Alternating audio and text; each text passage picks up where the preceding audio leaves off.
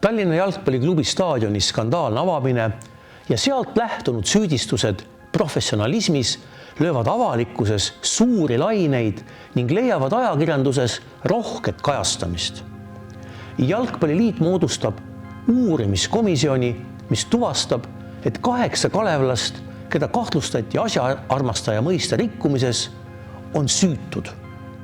Neid karistatakse valjunoomitusega Kalevi juhatuse korraldustele mitteallumise eest.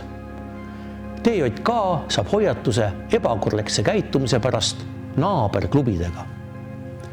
Eesti Spordileht näitab arvutuste kaudu, et Eestis poleks professionalismi sisseseadmine jalgpallis võimalik.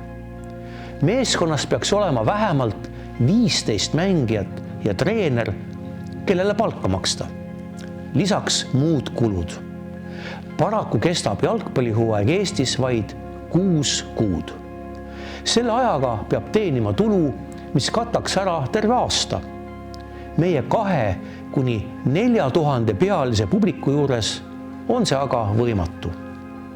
Huvitav lugu juhtub järgmisel 1926. aastal, kui Jalgpalliliidu esindajate kogu defineerib amateurismi mõistet moel, mis võimaldab varjatud professionalismi.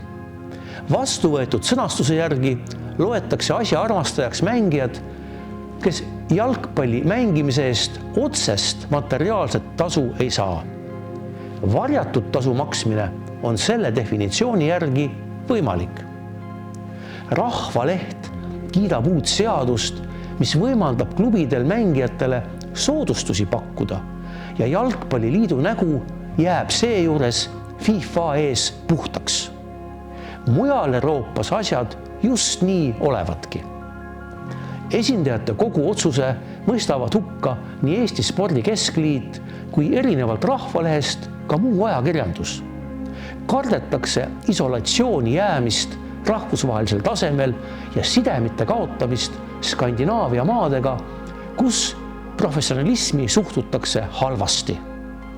2 kuu pärast tühistab esindajate kogu varjatud professionalismi lubava otsuse.